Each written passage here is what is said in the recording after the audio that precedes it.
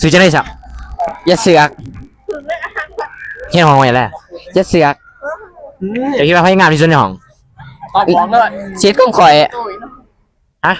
ชีตของข่อย ซื้อจะได้สัก ชื่อวิว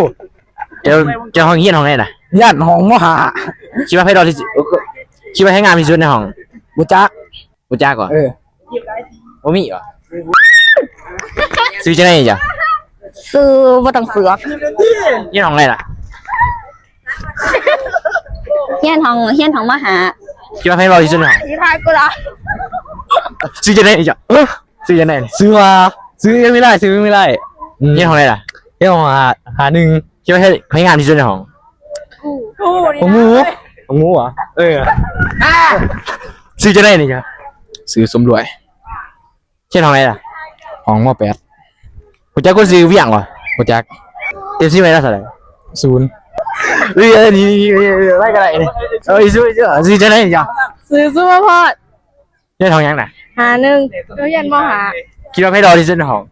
บ่มี ซื้อจะได้จ้ะ เสื้อมวย คิดว่าให้เราที่สุดในห้อง อุ้งเงือก งูเหี้ยโอ้งูเหรอ